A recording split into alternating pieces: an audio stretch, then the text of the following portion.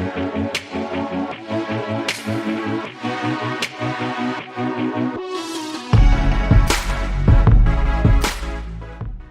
are live. Welcome to the RG DFS Tournament Takes podcast. I'm your host, Chris Kirkwood, Kirk D's, here with my boys, Canada's newest inductee to the Canadian DFS Hall of Fame. The man is going down as the number one ranked Canadian DFS player. My man, toe tagging Tambo, Tyler Tamboline, and also the other man, my boy with the biggest shoes, self-proclaimed biggest pair of shoes in the industry. Has said some kid can't even fit into them. That's how big they are. But he's back after a Twitter war this week. Brett Hartfiel, Killer B 2482. We are here to talk about week 17 on the pod. Hope everybody had a happy new year and is doing well. But what's going on, fellas?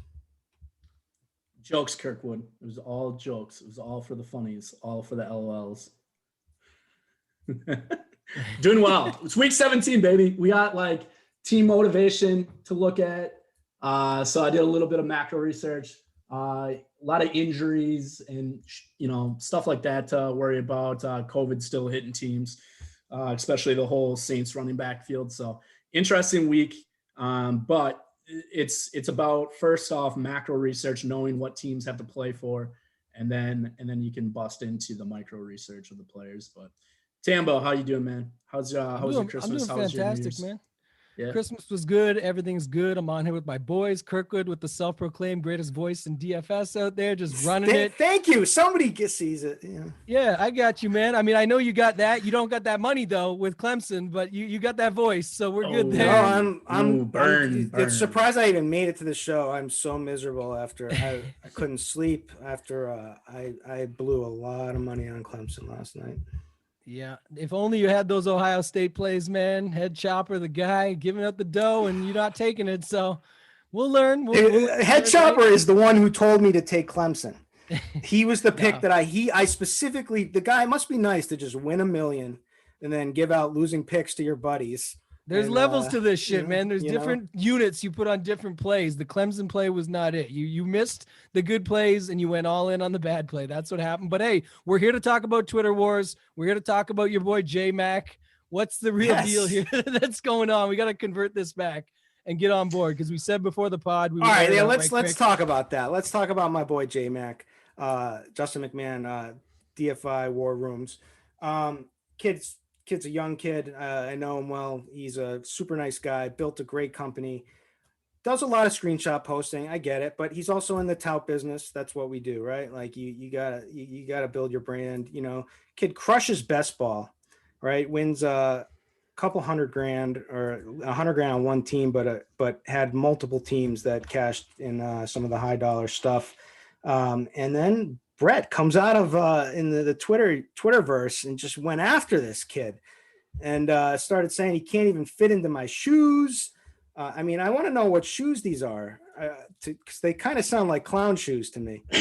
Oh, jeez. It's, again, it was for the LOLs. It's to basically rib him a little bit. I mean, if you've ever been in the gambling world, like this is what you do when somebody's kind of like on a high horse or whatever. But when he said like he has the best ball content in the industry, I kind of had to slap him up a little bit because he doesn't.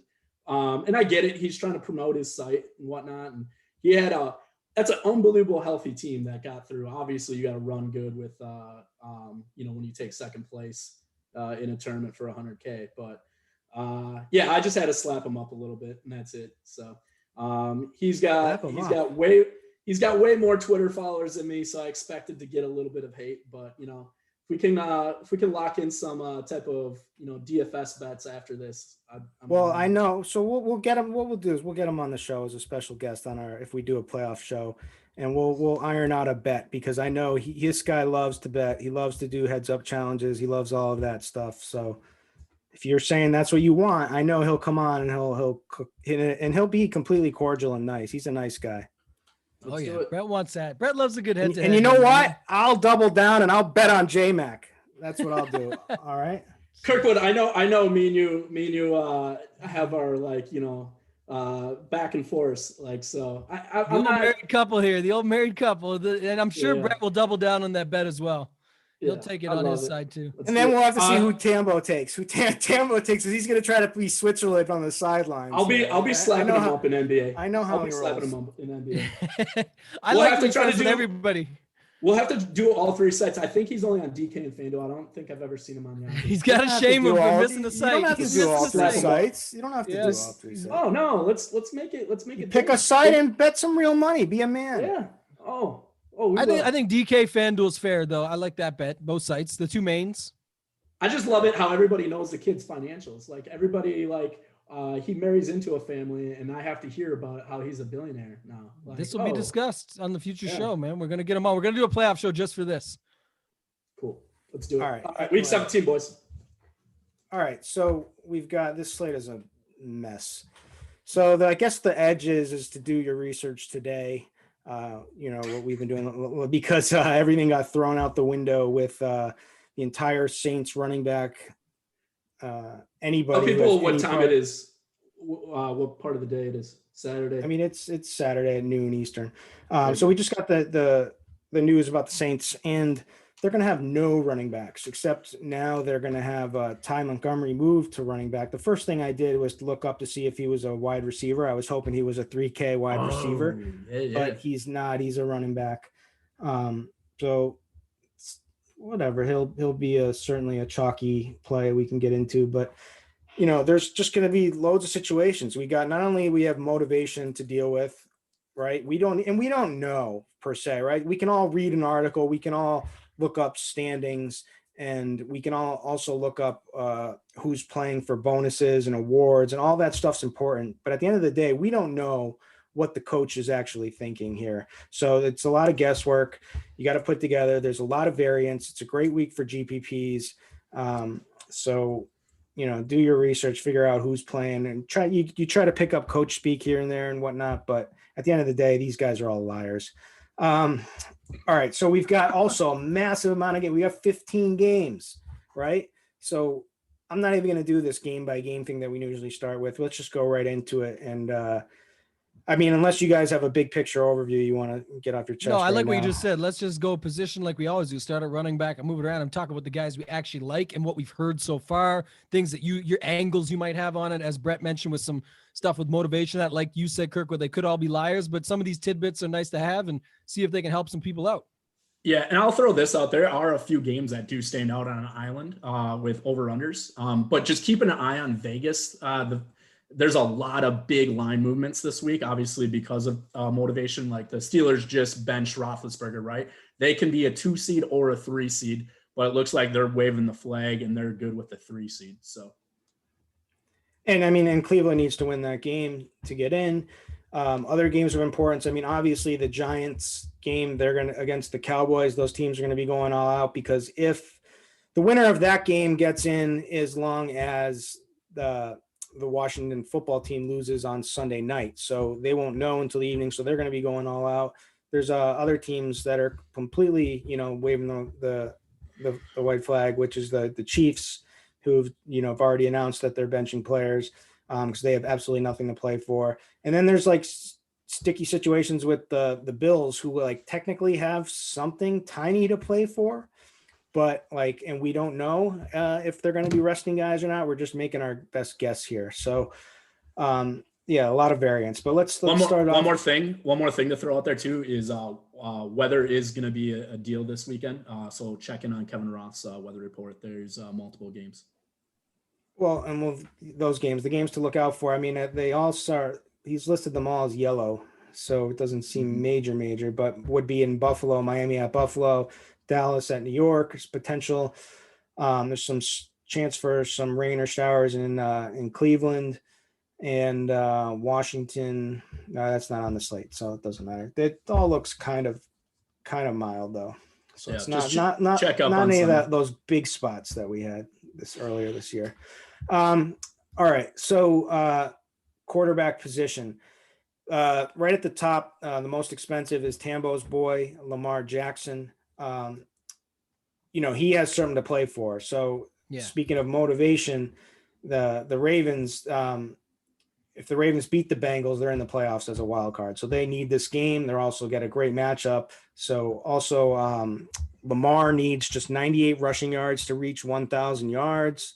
So that's a milestone for him. So it's kind of, he makes me feel the safest out of all the quarterbacks just because of his legs and the fact that he needs 98 rushing yards to reach 1,000 and the fact that they need this game and the fact that they're playing the Bengals, right? Like that's everything aligns. Next is there's Deshaun Watson. Now they have nothing to play for, but they haven't had anything to play for, but they're playing Tennessee, who has everything to play for. So the Titans need this game to get, they basically control their own destiny with a win, but they can still get in even if they lose, but there's a decent chance that they could miss out if they lose. So they need this win. They're going to be feeding Derrick Henry against this Texans team that can't tackle, right? Like if Henry doesn't go off this week, that'll be absolutely crazy. But anyways, Deshaun in comeback mode, we know how bad this Titans defense is against the pass. They're just horrendous. So this is a game that could certainly pop off if Deshaun and those guys are going. And David Johnson all of a sudden is back, right? He's back in our lives the last couple of weeks. Had a big game last week. Then there's Aaron Rodgers going for milestones. So currently has the third highest single season QBR of all time. Can tie Tom Brady for the most games with at least 3 passing TDs and is 6 touchdowns short of 50 on the year, and he's going for MVP. He's the leading MVP candidate, and he's spoken quite freely to the media about how he wants to get MVP this year. So look at these milestones out of Kirkwood. I'm liking this. Yeah, so that's a real milestone, right? But also this game is interesting because he's playing the Bears, who need, if they need this, they can get in the playoffs with a win here if they can upset the Packers. So and we know who I really want to take is my boy, Mr. Electric, right? David Montgomery. Oh God. Electric. Oh God, here we go. They need that. They need that game. Yeah, they do. They're like 4.5 point dogs at this point, home dogs. Then there's Ryan Tannehill in that game that's so meaningful against Houston. Houston can't defend anything. They're secondary Swiss cheese. They can't defend the run either, but just the worst defense ever. I played AJ Green last week. I played some T Higgins. Like I said, I would have taken Brett against them last week if he was out there and in pads and a uniform.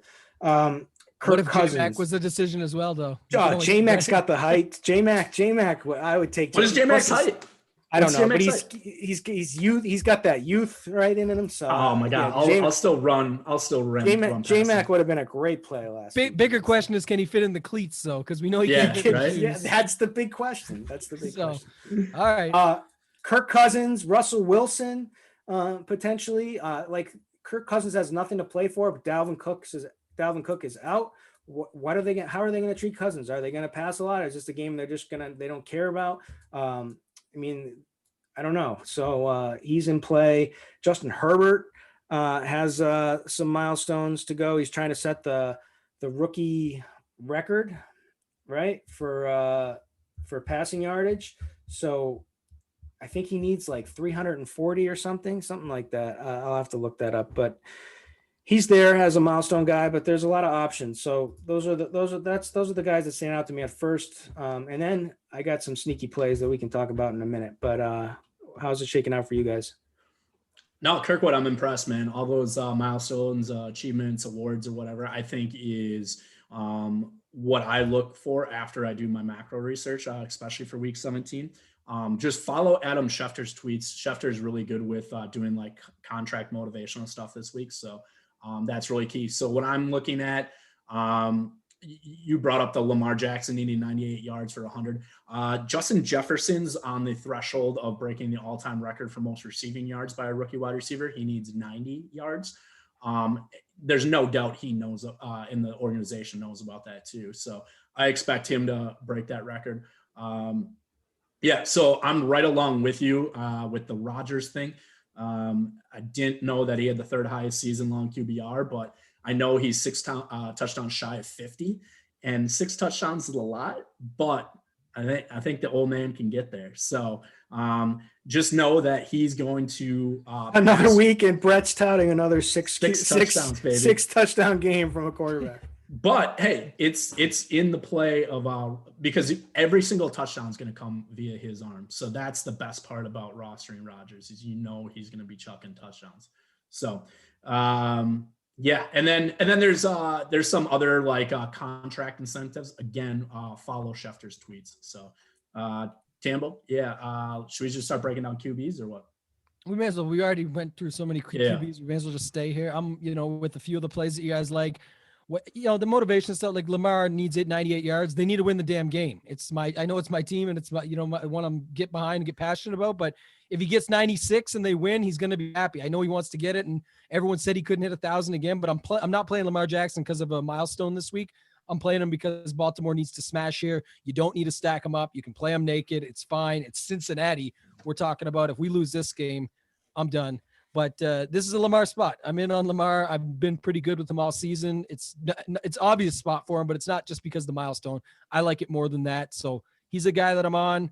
I like Kirk Cousins. I still like him. I don't care if they have something to play for. I think the idea here is that everyone knows Detroit gets smashed on the ground. And so the thoughts of Madison, which is going to be in, we'll get to that in a second when we get to running back, is there. But I do think that they still have a lot, like you talked about. The Jefferson one gets me a little more excited. You want to get your rookie receiver the number one spot. You want to get him that record. You want to have that under your belt. So I look for more like that where they're going to force it. Baltimore needs to win the game. It's a little bit different in my opinion, but again, it still makes it a great play. So it all works out in the end. I like this Vegas and Raiders. Sorry, the Raiders and Broncos game, both Derek Carr and Drew Lock. I think that the thing that they do is they just give you very stackable situations where you can then start fitting all these studs. You talked about Derrick Henry, who we'll get to in a minute, and like he's going to try and get to 2,000 yards himself. So we never know what's going to happen there. It's not D. Hember anymore, but it's a spot that he could go off. So you need some money saving. You need some money you can save. I know that there's a lot of value out there, but you got to pick and choose your spots and try and focus on getting the plays in that you actually think are going to go off and get these big names in to your lineup. So I like that. What do you got, Kirkwood, for the sneaky ones? I know I just saw as we're recording this that Stafford will give it a go. So at 5,600, that might be sneaky if no one's on him. Oh, Trubisky. Forget your electric running back. I like the quarterback there. That's the other one I got to mention before we pass it on. I like Trubisky. That's another guy I'm going to here. Let me touch on Kirk Cousins quickly. So it's not only Justin Jefferson needs 90 yards to set the record, right, for the most receiving yards by a rookie wideout. It's also Thielen has some motivation too in there. So Thielen is 3 receiving touchdowns away from Randy Moss's single season record with the Vikings. So, and on top of that, Dalvin Cook is out. So and on top of that, this matchup is just insanely good against the Detroit Lions, who are, and it's in the dome. The Lions can't stop couldn't stop Brett. For sure couldn't stop Tambo running the option. He couldn't stop anybody here. So it's like, how much do we really think they're going to run? Or, are we buying in that they're just going to pass full throttle, go and try to get these guys, their records? Cause like that, that would be a nice double stack. Cousins, it's an easy Jefferson, double stack. Thielen. I've talked about this in the past. Run Like it the back target with, tree situation, it's like over 50% of what they do with the passing game, or sometimes even higher, is between Thielen and Jefferson, and they're both are there. And you got even Irv Smith is cheap. Like I love an onslaught here. Madison, just jam them all. I don't care if it doesn't work out. It's week. You don't 17. have to worry about weather in Detroit, which is nice. Run it back with Swift, Hawkinson, or Marvin Jones. Yeah, or just don't even run it back. Or Mohammed. You want to get so crazy bad. for the last week? You play a Mohamed Sanu. When do the Vikings wave the white flag? They have nothing to play for, right? They played that whole game, all starters. Or do they wait until they I don't get know. records? I think they do, but I think like the thing about it is it's almost like one of those situations where if you get 3/4 out of it, it's probably a beatdown, and these guys all have points. It's again, that's the other thing too. You got to remember most of these lineups this week, as you see it every year in week 17, have at least one landmine in there. So yes, you might only see 17 for Jefferson. It's not what you wanted or expected. And you might have 24 from Thielen and 28 or 30 from Kirk Cousins. And there might be better stacks out there. There likely will be, but then do they have all the other right pieces versus this one just is easy to sort of lock in some points that you expect to get and then move on. Again, a portion Could they of your shut lineups, down? Could they shut down Cousins though at half? That's the only concern. I don't think so. So Dalvin Cook's, unavailable, right? Like, Kyle Rudolph's already out. You'd think they would just announce that if they wanted to cut him out, right? Like Thielen and Jefferson have records to play for, so they're going to want to be going. Alexander Madison is coming in off of a concussion. Can you explain Thielen's? What is Thielen's record again? He can break Randy Moss's single season Vikings record with three receiving touchdowns. Oh wow, okay. And he can get 2 by halftime himself. You think it's not going down in the third when that's on the line? You know what I mean? Like that's very possible. That actually is nice as sort of a little leverage spot or a pivot. If you want to exclude Jefferson from a lineup, because Jefferson's getting all the talk with the rookie receiving record. That's and people that don't know, deal. And people that don't know, Thielen went to a D3 college in Minnesota, was undrafted. He's a Minnesota homegrown boy. And he does so many different community things around here. They want that for him for sure. So just know a little bit about these people as human beings too. He's a great dude. So of course they're going to go to battle and try to get that record for him. And then Jefferson, right? Like an organization that can have the rookie receiving record. That looks awesome on Minnesota too. So yeah, when both motivations align, I totally believe in that double stack right there. I guess my sneaky play so basically I've been looking at different builds, right? And that was before Ty Montgomery entered my life here, but trying to go as cheap as possible at quarterback. And so I'm looking in that cheap range and like a guy. So did you guys watch Denver play last week against the Chargers? The Chargers, yeah.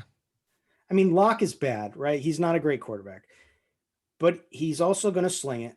And Judy dropped pass after pass after pass after pass. But it had to be 5 or 6 drops. But he was open every freaking time. Mm-hmm. And they were they didn't stop. They were going you would think after the second drop, I'm like, okay, he's never going to go to Judy again. And the next play, boom, right back to Judy. Who he reminds me of is Amari Cooper, classic guy that could always get open, beats his guy. But Amari had the case of drops his first how many years in the league too. So, the price is right on Drew Lock and a Jerry Judy stack this week. So that's kind of my cheap guy at this point. I was eyeing. I have got nothing. You got anything on the Rams guy? Oh, and either Wolford? Yeah, he played in what was the league? AAF. Yeah, the AF. So he was a stud in the AF, obviously. I don't know. To me, it's probably not the biggest downgrade. Let's see. It looks like they're 3-point dogs, and they were 2-point favorites as an open, something like that. So, it did move quite a bit. I don't know. 4,900. I'd probably just gamble on Mason Rudolph at 4,300 because Pittsburgh's wide receivers are just so much better. But we know what we're getting out of Mason Rudolph. It's not fun, but at 4,300, he doesn't need to do a whole lot. And the best part is with that wide receiver core, one of the most elite wide receiver cores in the league. I know we like to make fun of the drops and all the miscues and everything, but a lot of that is Roethlisberger's issue of not being able to create a play. He's a statue in the pocket. At least Mason Rudolph can move around and make plays happen a little bit. So I'm going to go to 4,300 Mason Rudolph all day if I'm punting at quarterback. Yeah, I'm going to play a little Rudolph for the reason you said. And for me, it's just going to be, and we're mixing in stacks here now, but it's Juju and Deontay, just the target guys. I know Claypool's the touchdown dude and it can happen. And I love Mapletron being the Canadian side of it. But I think when Rudolph's in there, it's going to be short and sweet and very simple and just get it to the guys that move the chains, try and make this happen and move it along the best we can. I don't hate the Wolford thing, but I did read an article said that, the teammates, they love him. He shows up early. He stays late. He puts in extra reps. He works with anybody who will work with him. Of course he will, but you should be doing that. But at the same time, not everyone has to do that or does that. That's just part of it. So I do think at 4,900, and we know the situation, with Robert Woods being the easy pairing, you could just go 1-1, and we haven't got to running back where I know Malcolm Brown is going to come up, but this to me would just be a way to, again, save a bunch of money in your lineup, do a small stack, Wolford to him, and just see if they can stack up for you and let you jam everything else in there. So I'm way more on Drew Lock with you, Kirkwood, but as far as guys down here, but I like the call with their Brett. I don't mind Wolford the one way. I'm giving you the exact way I'm using them. And then the only other guy you mentioned earlier that I was going to say was Watson that I forgot to go in on. He's a little bit less than Lamar. And one thing I do like about that is, if you already like Henry, which we're going to go there next, is that Watson's like a comeback quarterback, right? There's how many times you see the Twitter tilt happens where everyone just can't stand Watson. He's chalk. He goes out, he does absolutely nothing for 2 quarters, 3 quarters, and then somehow racks up 23, 25 DK points. We'd love for the day when he just puts up 40 or 50, like it seems like he can, but it really does set up well, putting him with Derrick Henry. Derrick Henry does his job, smashes. We need this guy to come back. That's what he does, Watson. So I'm going to be setting up some of those builds as well in my mix. Yeah, one other guy that I'll throw out there too, cheaper, looked really good of late, is Andy Dalton. He had what was it, 377 last week. But I think what's nice about this is offense is actually clicking. They have everything to play for. Whoever wins that Dallas Giants game would be in the current lead of the NFC East.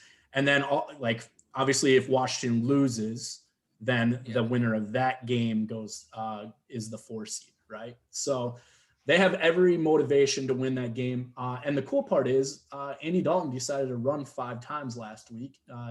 Only 15 yards, but he knows what's on the line. And this is his second shot of trying to lead a team to the playoffs, right? We kind of saw that he didn't do so hot in Cincinnati, but Dallas wants this game hard. So they're 1-point favorites at the Giants. The Giants offense looks so miserable, brutal. I like this spot for Dalton for sure. So at 5,600, give me Andy Dalton over Trubisky because the Packers defense is so legit that I think I'm a little bit off the train of Trubisky, even though I still do like Trubisky. Is A-Rob back? I think he is, right? Yeah, he is. Yeah. So, obviously I'm going to have love anytime Allen Robinson's on the field. I'll have love for Trubisky, and Trubisky's a running quarterback, so he can obviously get it done with his legs. So, I'm just kind of comparing, I guess, Dalton and Trubisky. I still would have Trubisky in my player pool. Yeah, I like it. Yeah, I don't mind it. So the thing about with Andy Dalton is just the fact that he's got 3 really solid receiving options in the passing game, as you mentioned. And, he looked great against the Eagles. Now, their defense, the other positive of this is that their defense is completely banged up too. So they're going to be without Leighton Vander Esch, who's a key, linebacker for them. He's kind of, he's their defensive captain. They're missing a safety this week. Another one went down. They've just been having, makeshift lineup all year, this team. So I would expect, the problem is putting much faith in this Giants offense. So, and that they love to just grind that run.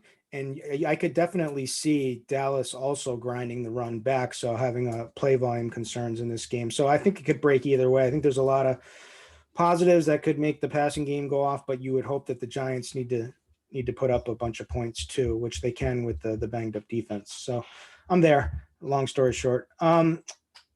Anyways, let's that's it, right, for quarterbacks.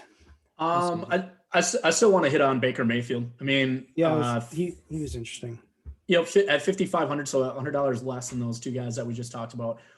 Has still Landry and Rashard Higgins at 4,500. He's still phenomenal. Just look at Higgins December of 2 years ago, the pre OBJ years. He just crushed it. He might have had something like 400 yards and 5 touchdowns in that December. This is just another great spot. Pittsburgh, again, looks like they're waving the white flag. So I don't expect a lot of their defensive studs to play in this game. Roethlisberger already been ruled out. So even though I do like Mason Rudolph, and I feel like their wide receivers are going to play for at least a half, maybe a full game. It's mainly a price point play. I think this is a sneaky like game stack here. Normally I try and stay away from interdivisional games, but I mean, it's mainly the price that's making me interested in these guys. And Baker at 5,500. Now Roth does say there's weather to kind of be worried about in Cleveland. So just kind of keep an eye on that. But Higgins going to be one of my favorite plays on the slate. I like Higgins as the run back for the record, but anybody like Baker that can throw 57 times against the New York Jets and put up 10 DK points, I'm really not too interested there. I would go with your Mason Rudolph play for all the savings. And then I like the Higgins run back. Just pick it up in chunks with him versus having to have Baker to be your guy that goes off for you. I think that, you could have Rudolph put up just as many and then use Juju and Deontay, and you get yourself a nice little stack there. So I didn't give enough to Justin Herbert, I don't think. No, you didn't. Enough love. So he needs, I think it's like 340 passing yards to set the rookie season record. And 340 passing yards. So definitely could see him doing that against the B team of the Chiefs in this one. So, and you get, Keenan's going to be out again. So you get Mike Williams again. You get if you want to play the cheap, which everyone called free square, Parham last week, tight end, 2,900. Definitely not a free square, but certainly in play at that price. And there's a bunch of cheap receiver options that you can play, any of them. But I think Herbert is definitely going to get that 340 passing yards. Yeah, and I don't know how much we talked about the 7K guys, but like the Tannehills, the Bradys, obviously we love Rodgers. I assume everybody likes Rodgers. Deshaun Watson. What's your play with the 7K up? Like who's your number one guy? For me, it'd be Rodgers 1, but then Brady probably 2. Tampa Bay has everything to play for here. I know Mike Evans is right on the 1K threshold. In Atlanta, again, this game is going to be in Tampa Bay, so we expect good weather. Atlanta hasn't had anything to play for, but Atlanta's like that perfect team to play because their pass run ratio is such a high percentage of pass that I really like, just a play increase for Tampa Bay here. So Tom Brady, I know it sucks to pay $7,200 for a non-running quarterback, but a quarterback that I feel like I can pencil in for 300 yards plus here. So I don't know. I still want like way more shares of Rodgers than Brady, but I think Brady's 100% in play. How do you guys rank that, Tambo, the 7K guys? Rodgers, Lamar. Well, I don't really rank them, but the three I'm using are Lamar, Watson, and Rodgers. That's the three that I'm using. I'm adding Herbert to that list. Yep, I agree. Herbert's in there for me too. I would probably play Herbert over Brady. I feel Brady's like a little chasey. I get it. You're right. It's definitely a possibility. We just saw what he can do in a half and then get shut down and still have everything out there. It's just there's other plays, and if you go down, like I said, I still like other guys below too, so can't play them all. I would just side with Herbert if I was going right at that number, or even Tannehill. But yeah, the ones I love are Rodgers, Lamar, and Watson. Is Keenan Allen out this week? Already been ruled out? Yeah, I'm pretty sure. Okay, so that kind of hurts, obviously, Herbert. But I think it helps. It helps just the pricing of you getting the stack options becomes cheaper. Yeah, I was just gonna say, I like that you can get like Williams and Parham if you want to get the flop leg. You can get guys like Jalen Guyton. There's other, Tyron Johnson. There's other guys you can use there that make, again, that stack cheap with the price of Herbert, which, again, I like his chances. I think it's, he's the rookie of the year, so we're gonna see it. But we got those right. We got those auto rookies, is what we got. Those Herbert rookies. Card values are going up on Herbert with this being announced for sure. Oh, did you see Kirkwood? Who did you flame the other day about their rookie card? It was a joke. I said sell those rookies, Luka rookies, while you can. I love it. So basically, if the Bucks beat the Falcons, they're the number 5 seed, but it's the difference between number 5 and number 6 seed. So basically, They are the reason to win this game would be they get to play the Washington football team, Cowboys, or Giants, as opposed to the Saints Huge or difference. Seattle. I guess it's a big difference, but I also wonder, do they really think about that stuff that much? Oh yeah, 100% they do. I feel like they think. I feel like Tom Brady. Listen, bottom line, Tom Brady. They're going to beat. They feel like they're going to beat whoever you put in front of them. He's right? just like good. Tom Brady's been made fun of all season. He's been shown his critics. He's not writing down on the whiteboard, I need to win this week so I can play the NFC East. That's an added bonus for sure. But they're going to be a touchdown. They're going to be a touchdown favorite versus whoever wins the NFC East, and they're going to be a dog versus Seattle. They're going to be a dog versus Seattle. He cares. I'm saying that's not why he's going out to play good. He's going out to play good because it's Tom Brady. He wants to prove himself either way. It's not because if he wins, he gets this. That's the added bonus. Okay, so like maybe he doesn't, but the coaches for sure do. The GM everyone for does. sure Of wants course him they do. Any Bucks fan, any Bucks player, it matters. But I'm saying you're making too much of that's why he's the guy here, and that's why they're going to go and do it. Lamar Jackson's going to win the game this week because he needs to win the game. If he gets 98 yards in the process, so be it. Justin Herbert's going to win because he wants to win and continue to prove why he's the rookie of the year, not just because he gets does he want the 340 yards? Absolutely, yes. Is it going to be the reason he has a good game this week? No. He's going to go out because you know what? Same with Tom Brady. Herbert, that's all they have, right? Like they don't. But we're also looking for a little extra motivation, a little extra juice, right? That's why we're putting out these milestones. That's why we're talking about the macro. It's already there, though. It's already there. But I feel like Brady and the coaching staff, I don't think that I just wonder how much they really care whether it's. But if we know, like, hey, an extra 50 yards unlocks $1 million bonus, then we care. All right, so we're gonna get into that. Right now. So let's talk about Russ. Seahawks can finish anywhere between number 1 and number 3 seed. I mean, the number 1 is certainly desirable, but the number 2 and 3 doesn't really matter, right? It's basically the same thing. So in order for them to get the number 1 seed, they have to win and have both the Packers and Saints lose, which is very possible, right? Because the Packers are playing the Bears, who are in a must-win situation. And I think the Bears are going to put up a fight in this one. And then the Saints now don't have a running back, right? Like they don't, their team is just, I mean, I don't know how much they're going to. Is that spread still on the board? With them? Yeah, it was. It's dropped down to like 4.5 or something. Wow, they opened 5.5, 5.5, and up to 5. Yeah, but it was up at like 6.5, 7.5, like 7 before.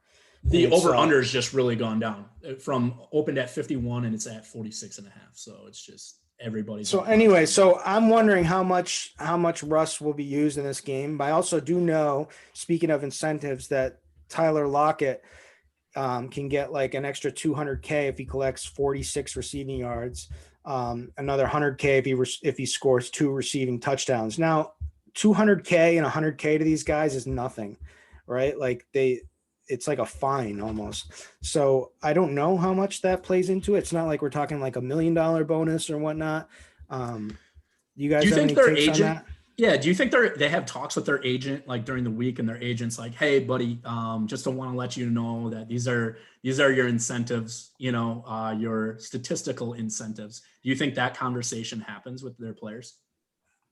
I don't. Sure I mean, sure, maybe. Like, and Tyler Lockett probably knows, but does Tyler Lockett telling like Pete Carroll and telling Russell Wilson? Are they talking about it? No, for sure. No. Well, there's two factors to it too. Just to add on to this is that one, sometimes it's more pressure on the person. Like it's only 38 yards, but now maybe he makes that drop on that 40-yard catch, and then that's in his head, and it's terrible. So while you played him for incentive, it fucks him over. And then at the other side of it is we've seen this plenty. We've been around enough times to see this where they pull a guy.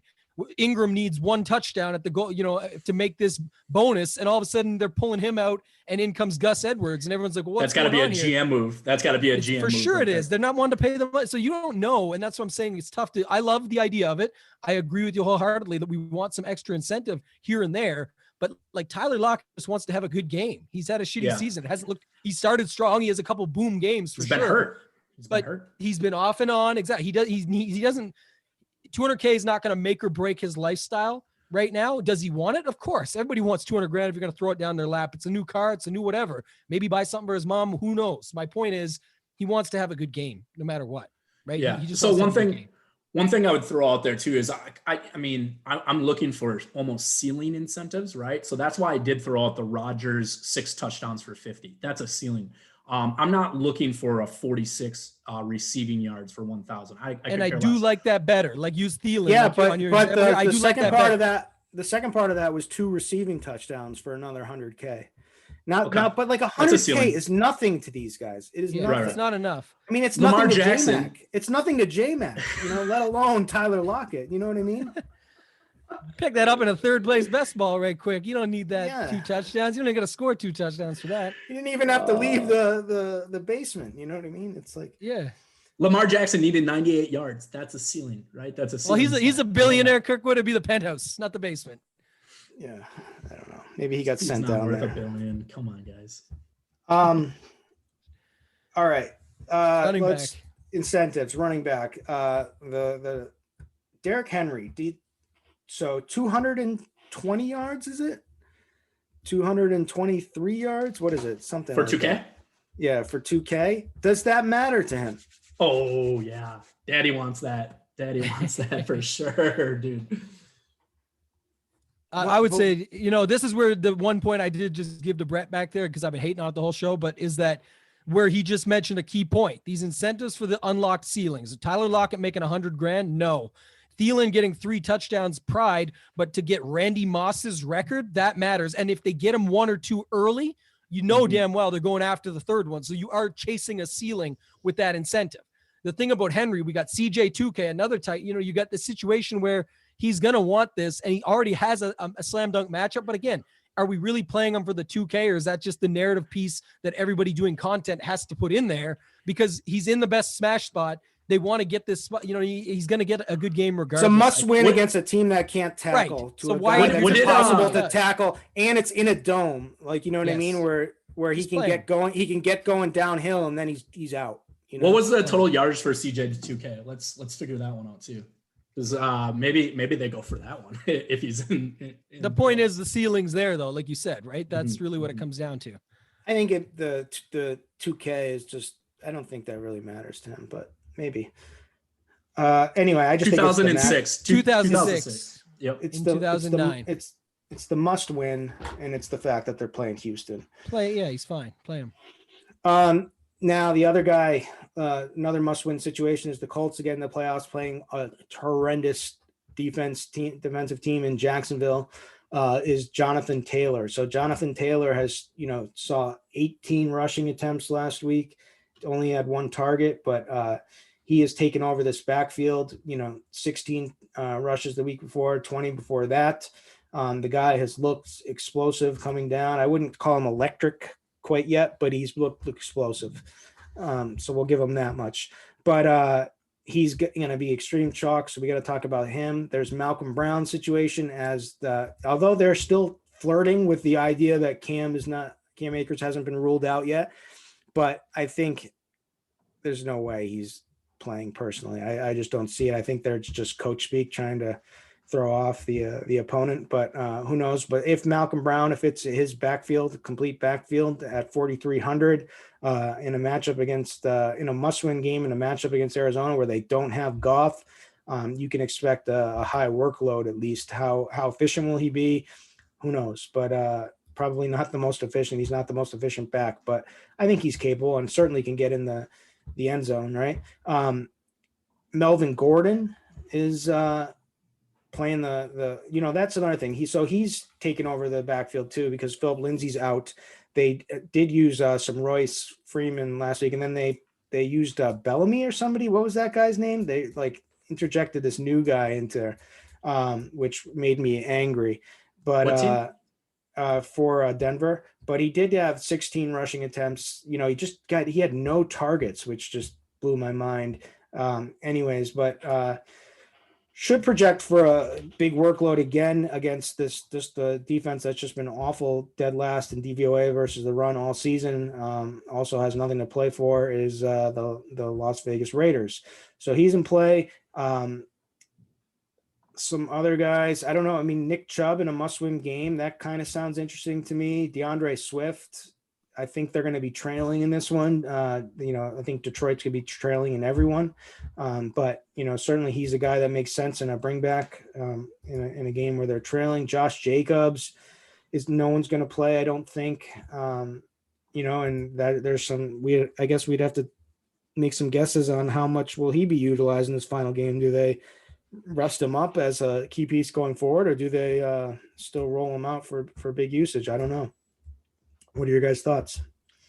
To me, I think the running backs are very easy today. I have 8 queued up, and I probably will stay within this 8. Obviously, news still matters. And it looks like Jamino kind of updated a little bit of percent ownership after the Ty news.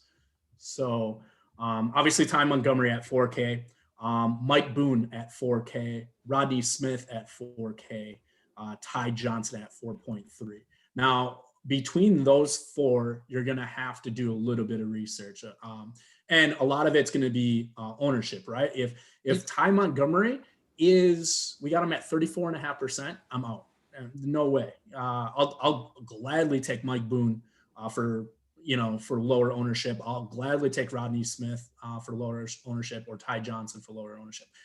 Just look at Mike Boone. I think it was week 17 last year. Let's see. It was week 1229. So maybe that was week 16. He had 17 for 148 and a touch with 2 catches and 12 yards.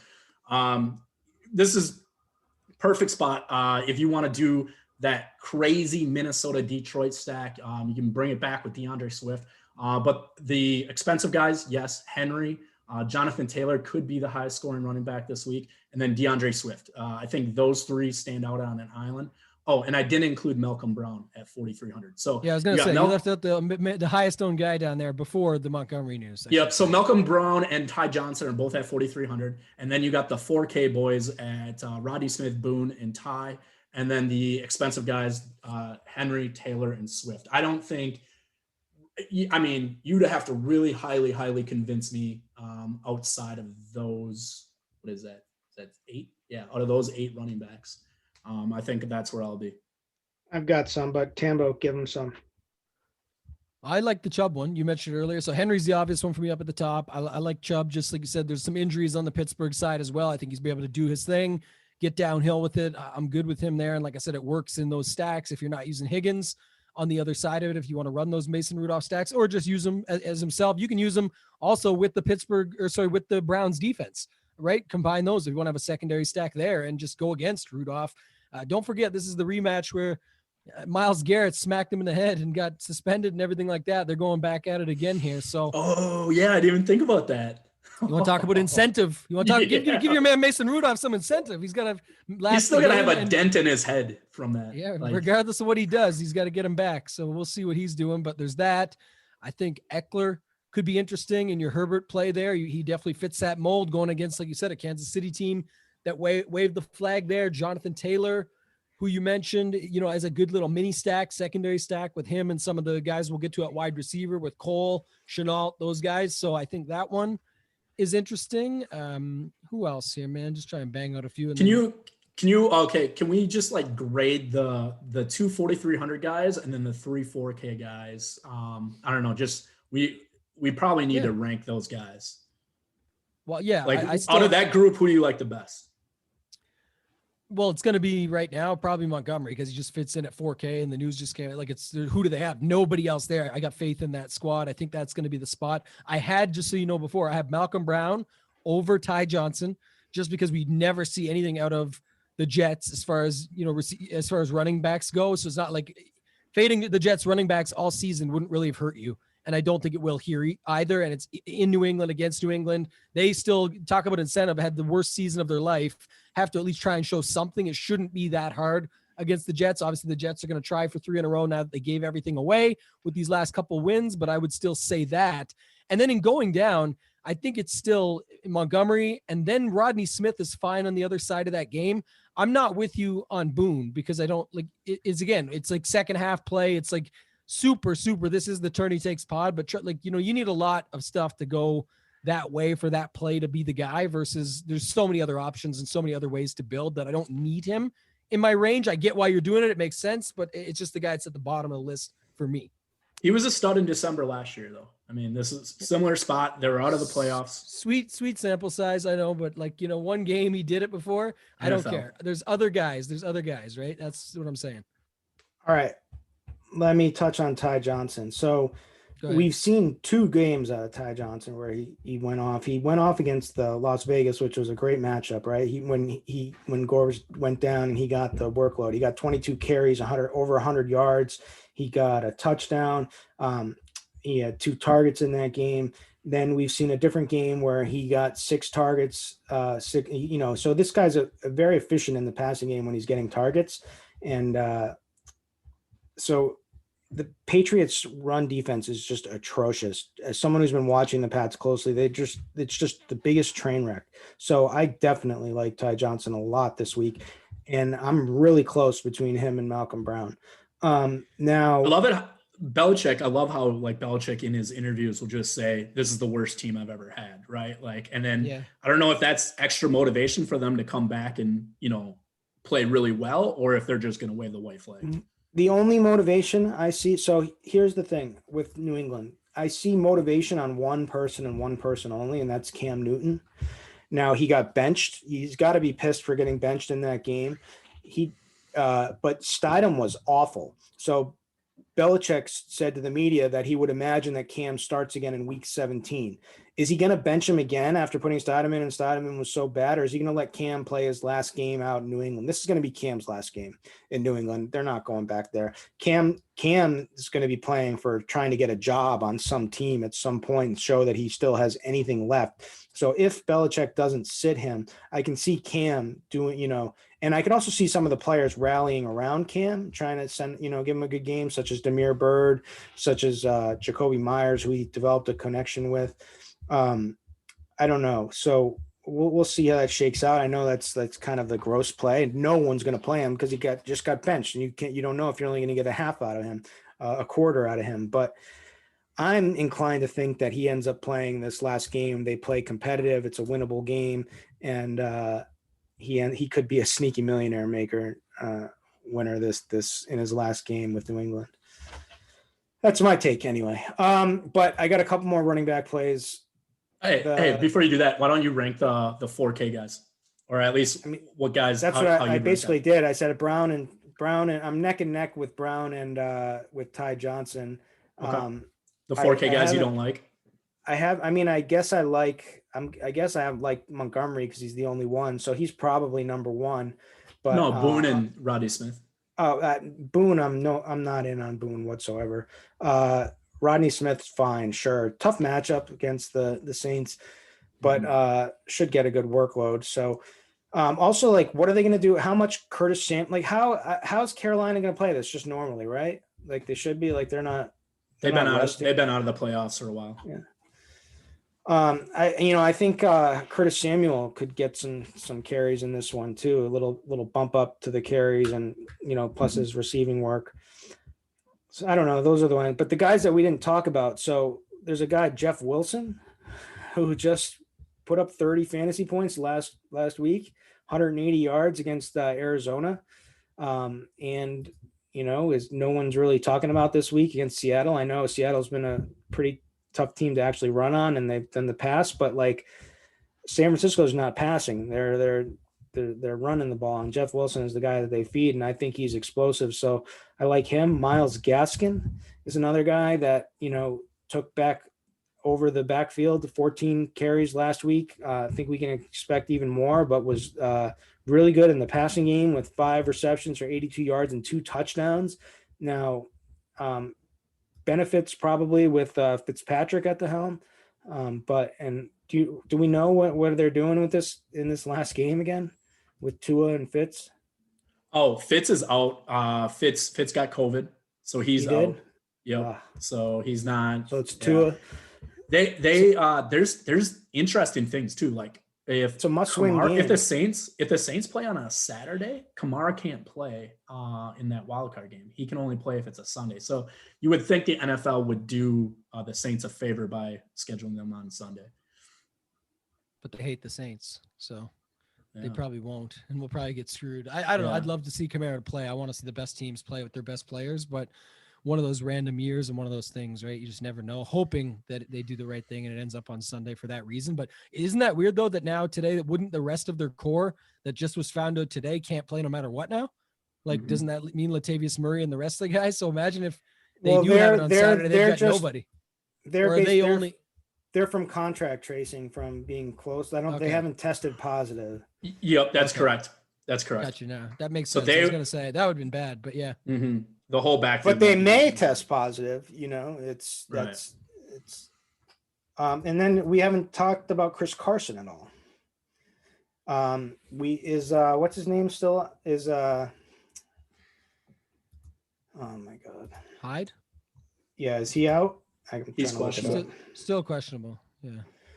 Well, if he's out and so basically it's just him and Rashad Penny left.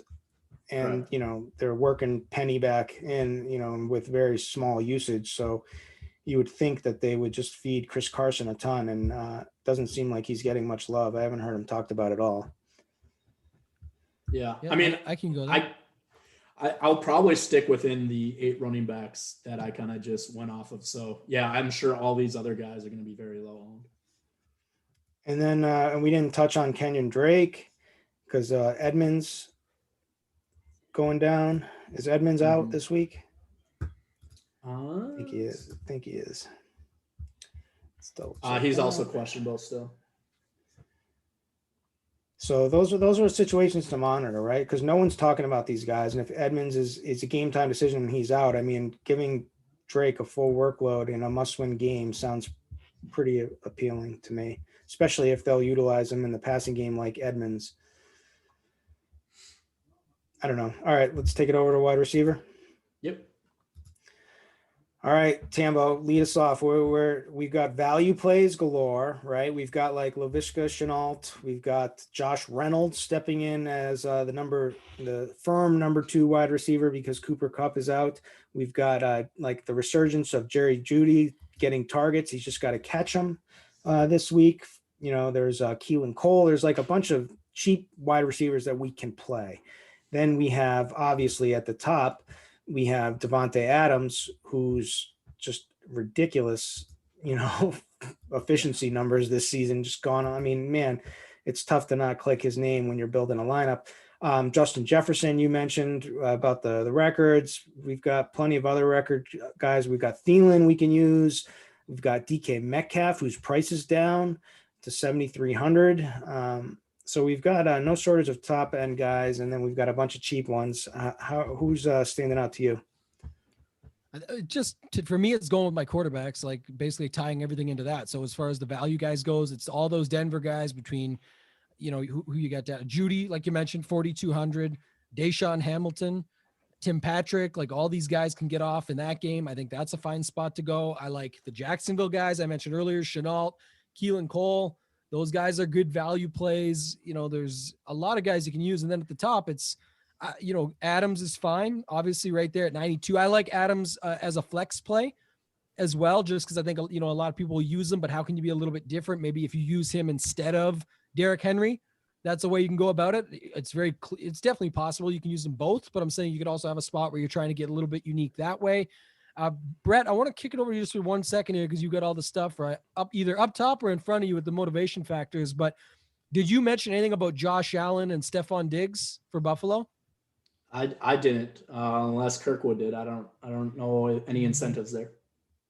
Yeah, I did. I wasn't sure if there was or not. I couldn't remember. I don't think they have anything really to go after here, but they're having huge years. So. Stephon Diggs is the current wide receiver yard leader.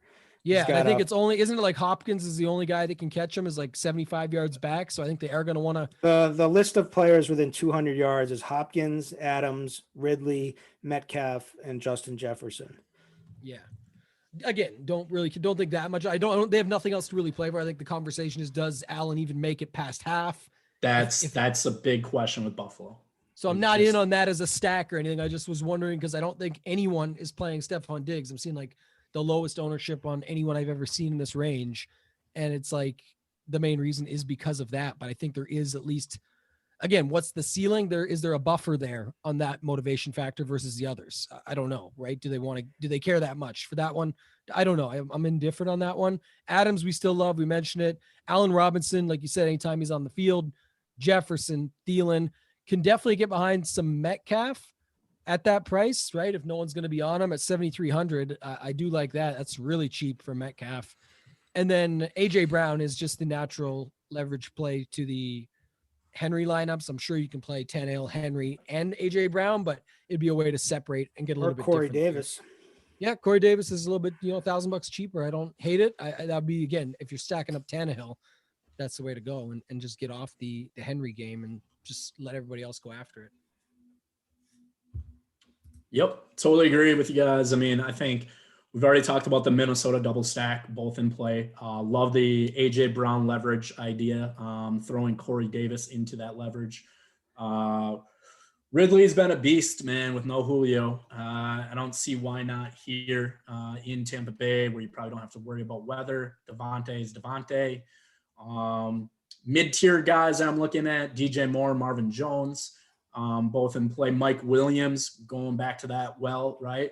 The cool part about Mike Williams, if you want to do the Herbert to Mike Williams stack, you bring it back with McCole Hardman. All the KC guys are sitting out, so it's going to be McCole Hardman week for sure. Rashard Higgins, have a lot of love for him. In Buffalo, again, team motivation is not going to be there for Buffalo, so a guy like Gabriel Davis should be getting a lot of run. I expect him to lead the team here in snaps and routes run. And that's what it was too, by the way. It was Beasley out. I couldn't remember the other thing. Is if again, does it matter? So it's Beasley out. John Brown has been activated. So we don't know how the Bills. Let's just touch on the situation. We're all just assuming, right, that the Bills have nothing to play for, but they must win or have the Steelers lose to clinch number 2 seed, right? Also, Steelers are waving the white flag, so.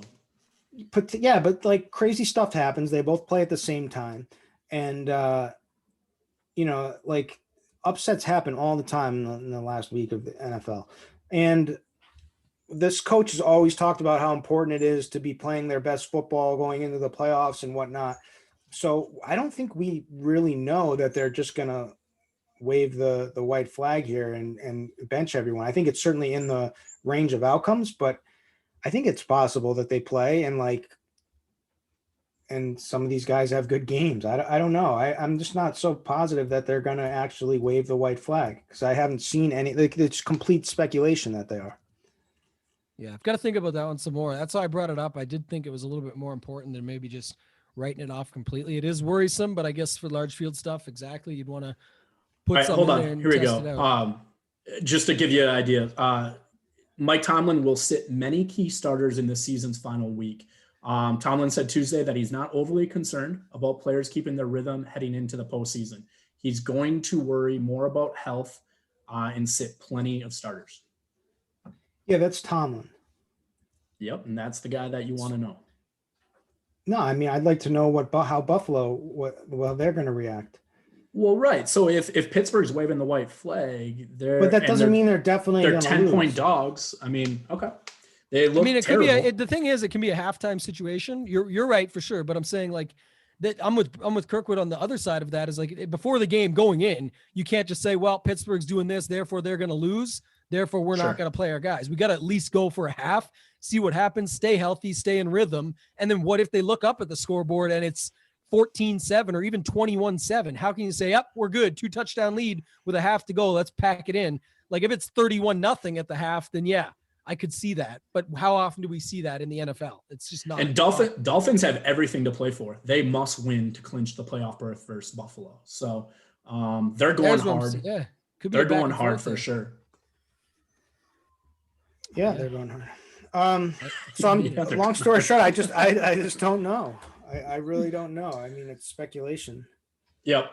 So just the way I would break it down though is Gabriel Davis will probably lead the wide receivers in snaps and routes run. So, and then like but why?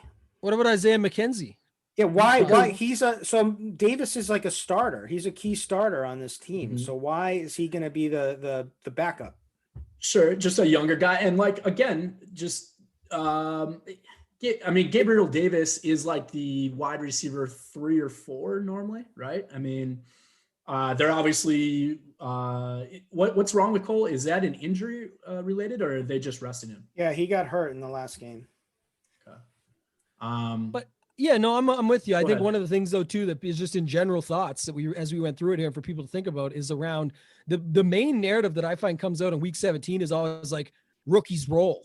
And there's just not enough, like, you know what I mean? It's some teams have other things in mind. We talked about guys like Thielen. That's not a rookie. That's an incentive different, you know, that you talked about earlier, where there's a different reason altogether. And the assumption that just always rookies. I just did the showdown show with Chop, and we were talking about, you know, is it going to be Rager on Sunday night because he's the rookie and there's guys out and everything, but it hasn't been yet. And there's been plenty of injuries along the way. It just hasn't worked out. What if it's Ertz, where they want to showcase him before the season's over because he's the guy that they didn't want to pay? They've got Goddard, who had a great season, et cetera, et cetera. There's not always just this. And I think, to be honest, that's how the general public looks at things every single time this happens in week 17. And there is other guys that can get there. So I think it's more interesting. You have Diggs, Brown, and Beasley. That's their starting 3 wide receivers, right? Then you have Gabriel Davis. No, yes. I mean, then you have Gabriel Davis, McKenzie, wait and Andre Roberts as their 4, 5, 6. Now they're probably going to try to get a little bit of work for John Brown, right? Because he's coming back active, and they look great when John Brown's played. At least there's a lot of high correlation with Allen and Brown on the season for sure. But go ahead, Kirkwood. I think Davis has taken John Brown's spot. I don't think they can trust John Brown at all at this point in the season based on what they've seen, how he's been injured all season for the most part, off and on.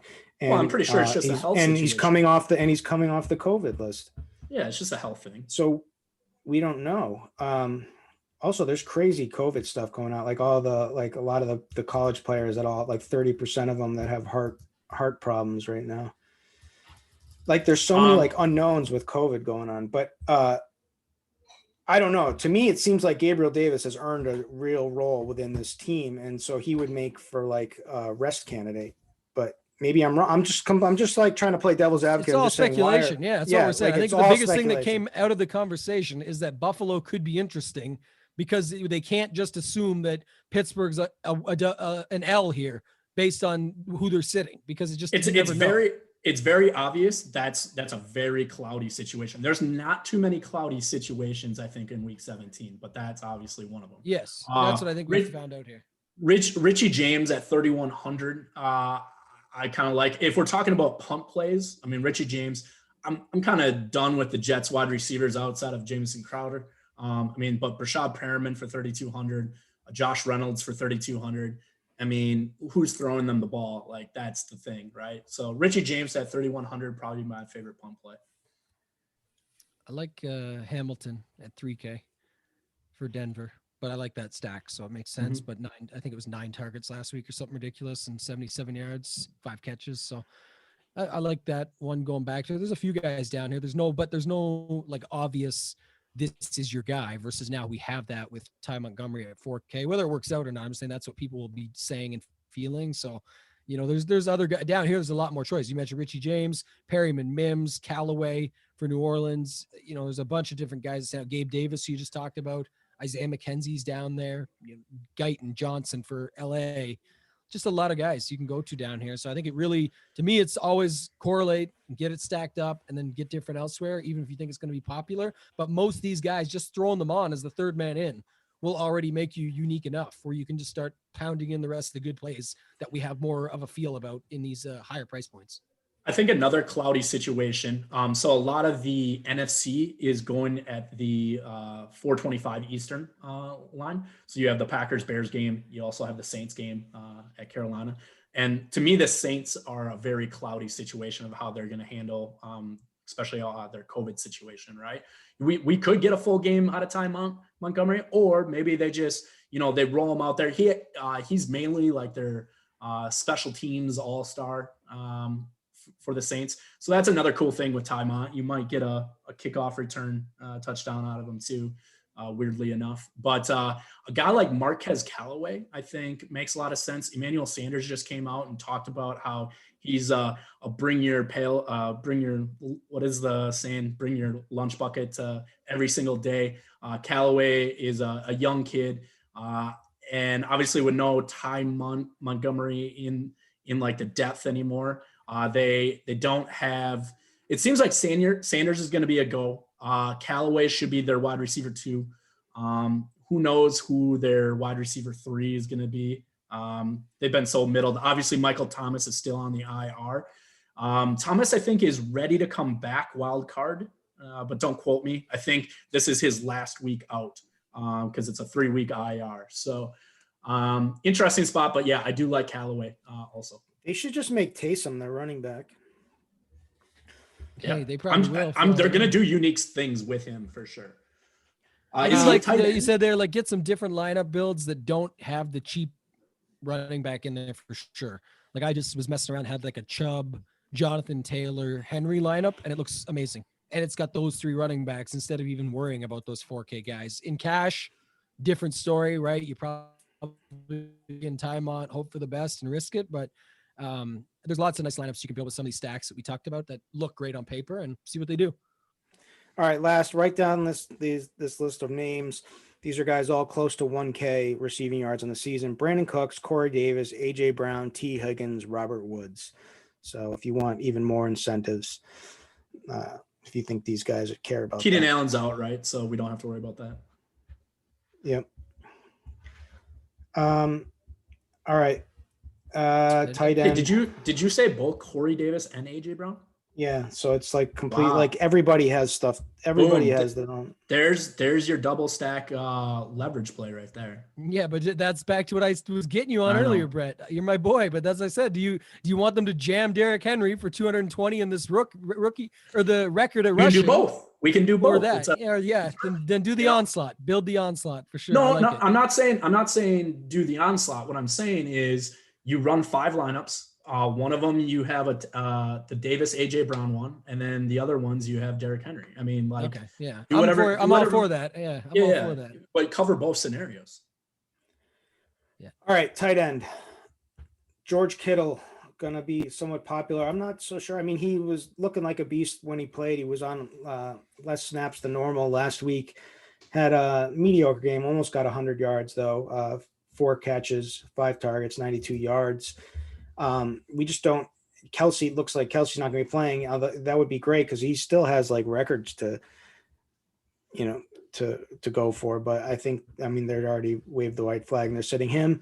But Evan Ingram in a must-win game is probably going to be popular at 3,700. He's been banged up with his foot, but should be available, ready to play this week. Had a decent game last week in a tough matchup against the Ravens.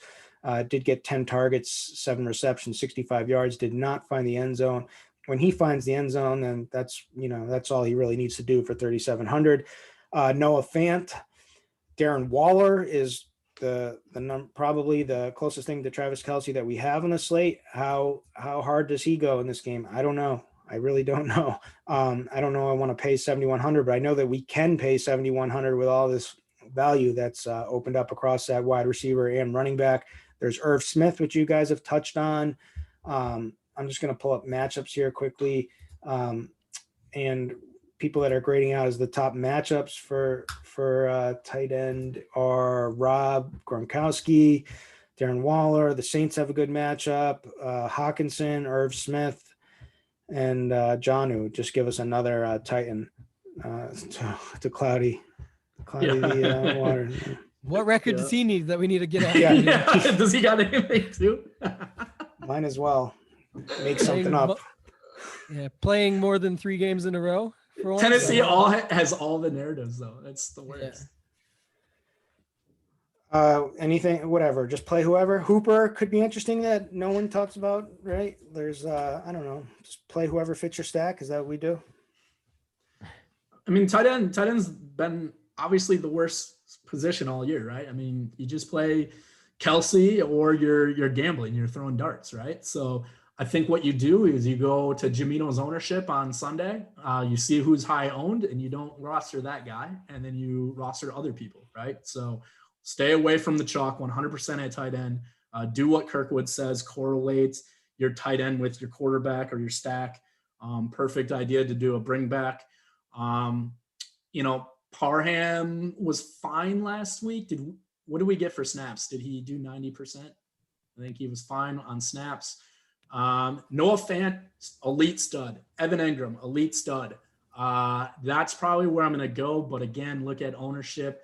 If these guys get too high, I'll probably avoid them. But Fant and Engram are probably my favorite too, just because I look for athletes and spots. Kittle, I don't know how much run you're going to get out of Kittle. San Fran has nothing to play for. We know he's come off of injury. If I knew I was going to get 4 quarters of usage out of Kittle, he'd be an easy play at 6K. But I don't know I'm going to get 4 quarters of usage out of him. So that's kind of where I stand. I don't know. Tambo, what do you got?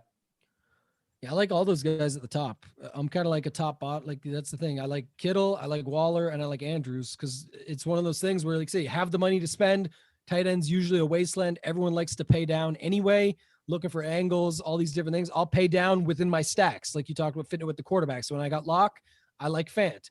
When I got Kirk Cousins, I like Irv Smith, so on and so forth. But for the most part, I like those guys at the top. I was highest on Kittle coming into the week. I'm going to do a little bit more research tonight and just look into it some and just see what I think. But with nobody playing Waller, I'm going to be playing him because he's a stud and he fits plenty fine. And he goes with my lock and car stacks in that game that I think is going to go back and forth with all these plays. And then Mark Andrews is just the easy guy to stack with Lamar. If you even need to or want to stack Lamar, I don't think you have to. I'm just saying that would be the guy that I would do it with. And it looks like he's going to be the least owned of the 3 in a game that they got to win, that they are going to be out there as long as it takes. The only reason they're not out there in the fourth quarter is because they're already up by enough to let's now start resting up for what we know we did our job and we came here to do. And it's likely those 2 that got them there. So round it out with that.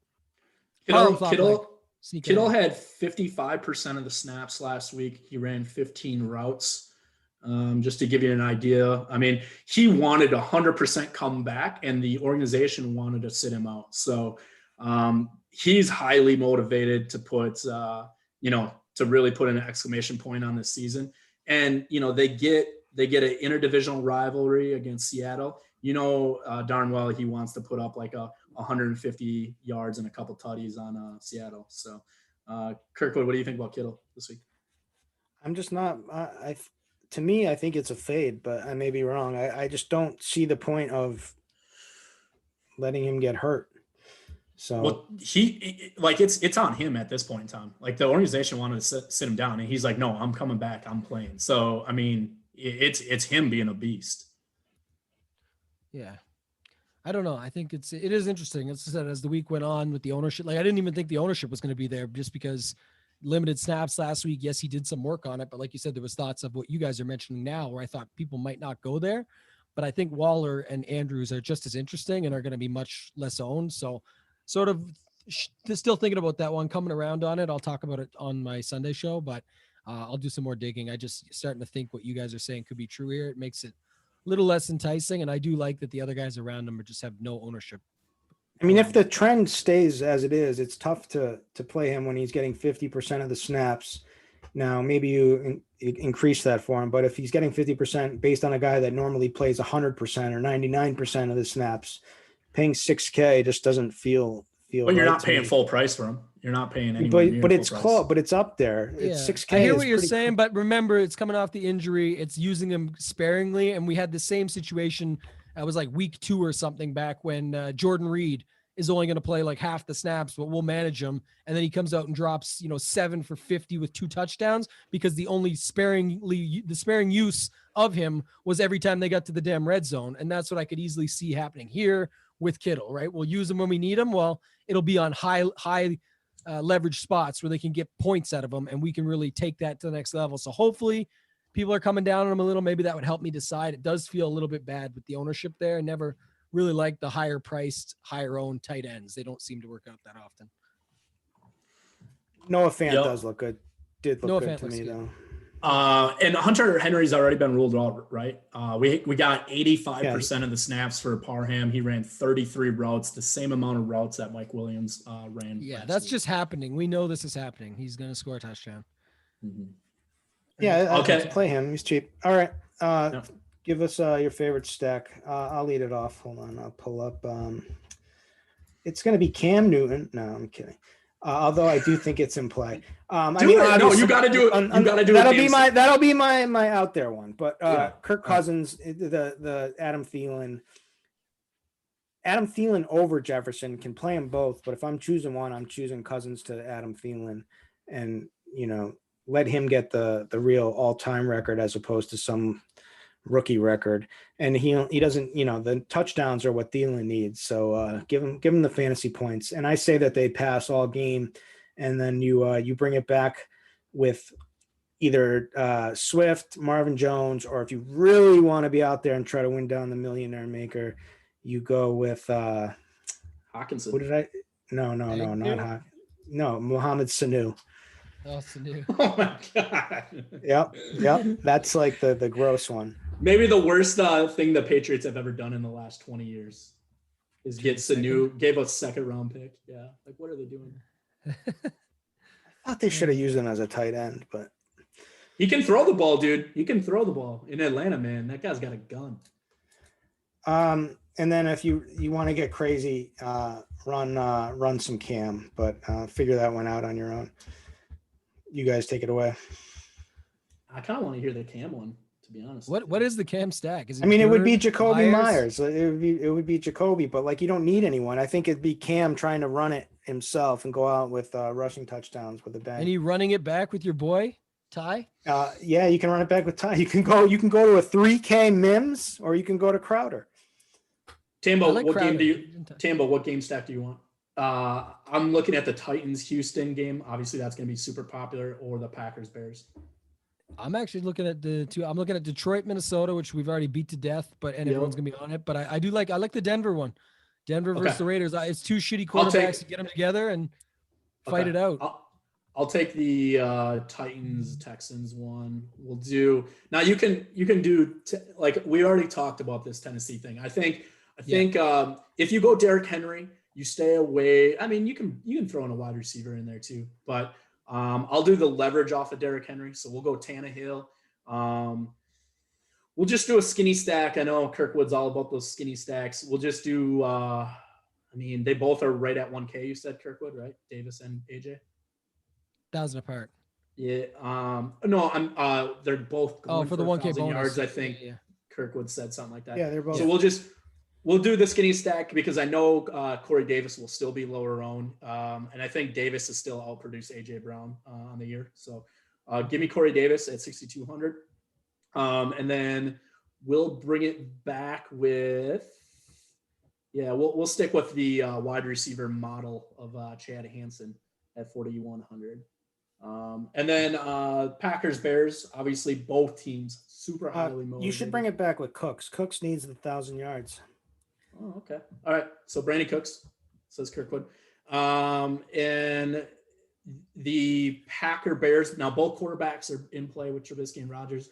Well, we'll do the easy one with Rodgers to Devontae, and then I 100% will double correlate it. So I think Lazard and MVS are both in play. Tanyan at 5K, probably not going there. So we'll go with an MVS big play.